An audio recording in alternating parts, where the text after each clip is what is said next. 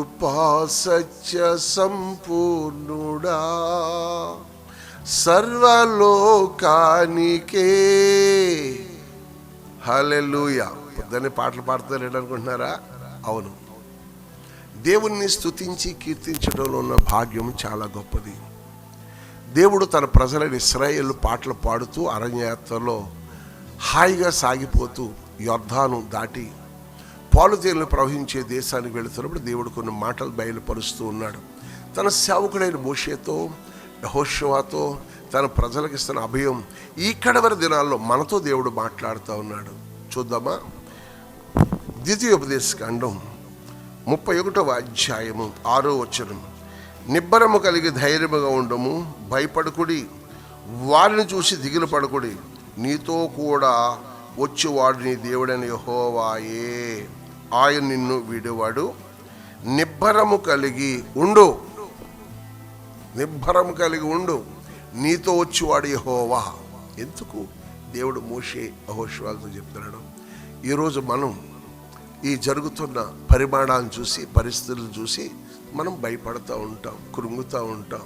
ఏమవుద్దో, ఈ సమస్య ఏమవుద్దో, ఈ కోర్టు సమస్య ఏమవుద్దో, బిడ్డల భవిష్యత్తు ఎలాగుంటుందో, లేదా మన ఆశ తగాదాలు అవుద్ది, ఇట్ల నుంచి ఎలా బయటకు వస్తామో అని భయపడుతూ ఉంటాం. ప్రభు ఈరోజు నీతో ఓ మంచి ఉదయకాలం వాగ్దానం చేస్తున్నాడు. మంచి దేవుని మాట మనస్సులో నిబ్బరం చేసుకొని ఆయన దగ్గర సాగిలపడు. నీ సమస్యను పరిష్కరించగల సర్వశక్తిమంతుడు. హల్లెలూయా. నా ప్రభువులు వారు చెప్తున్నాడు, భయపడకు, నిబ్బరము కలిగి, స్తోత్రం, ఏం పడద్దు, భయపడకు, వారిని చూసి దిగులు పడకు. వారి పక్షంగా చాలామంది గనులు ఉన్నారండి, గొప్పవారు ఉన్నారు. నాకు విజయం ఎలా వస్తుంది అనుకుంటున్నావా? నెవర్. నా ప్రభు పై రూపాన్ని చూసి నువ్వు లక్ష్య పెట్టుకు. దావీదు, సౌలు, ఫిలిష్తీయులు నిలిచి ఉన్నారు. సౌలు భయపడుతున్నాడు, ఫిలిష్తీయులు రండి అని కేకలేస్తున్నారు. దావీదు చిన్నాడు, బాలుడు, పసిపాలుడు, అంటే పసిగన్నులు గలవాడు, ఇంకా యుద్ధానికి అంత శక్తి కలిగిన వాడు కాదు. అటువంటి దావీదు అంటున్నాడు, యుద్ధము యెహోవాదే. అంటే దావీదు మీద ఏముందంటే అభిషేకం. ఈరోజు ఈ కృపా వాగ్దానం వింటున్న నీవు, నీ ఎదుట శత్రు సమూహాలు, కోర్టు సమస్యలు, లేకపోతే నీ సమస్య పరిష్కారం కాలేనంత వర్గ విభాదం నీ మీద ఉన్నప్పటికీ నీ పక్కనున్న నీ ప్రియుడు, నువ్వు ఆరాధిస్తున్న దేవుడు నీకు యుద్ధములో సహాయం చేయగల సర్వశక్తిమంతుడు, నీ సమస్యలను పరిష్కరించగల సర్వశక్తిమంతుడు. దావీదు నమ్మిన దేవుడు నువ్వు నమ్ము.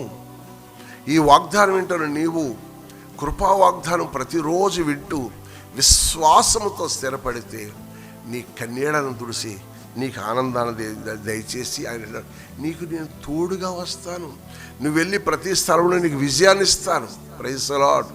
యెహోషువ యుద్ధం చేస్తున్నాడు, సూర్య చేతులు ఆగిపోయారట. నమ్ముతావా?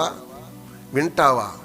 వినాలి, నమ్మాలి, విశ్వసిస్తే మరిన్ని గొప్ప కార్యాలు ఈ జీవితంలో దేవుడు సహాయం చేస్తాడు. అటువంటి కృప కలిగిన దేవుడు వాగ్దానం వింటూ నమ్ముతూ నమ్మదగిన దేవునితో సహవాసం చేస్తున్నప్పుడు భయపడకు. కొంతమంది చేతబడిని బట్టి భయపడతారు, ఎదురున్న లాయర్ని బట్టి భయపడతారు, ఎదురున్న పోలీసు వారిని బట్టి భయపడతారు. గౌరవించు, కానీ భయపడకు.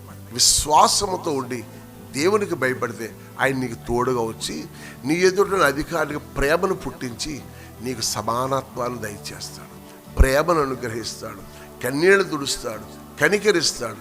నువ్వెన్నడూ చూడలేని అద్భుతాలు చూడటానికి ఇదొక మంచి సమయం, ఇదొక మంచి సమయం. దేవుడు నాకు తోడుగా వస్తాడు, నా కన్నీళ్లు తుడుస్తాడు. భయపడుతున్నావా? కళ్ళు మూసుకో, ప్రార్థన చేస్తాను. మహాపరిశుద్ధుడా, నీ కుమారుడు ఒంటరితనం, నీ కుమారుడు పేదరికం, నీ కుమారుడు ఎదురున్న కోర్టు సమస్యలు, నీ కుమారుడు ఎదుట ఉన్న చెప్పడానికి వీల్లేని ప్రతికూలమైన పరిస్థితులు ఉన్నావా తల్లి?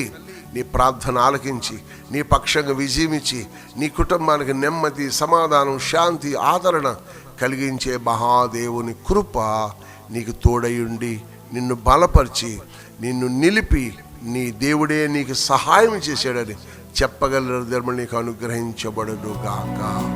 ఆమేన్.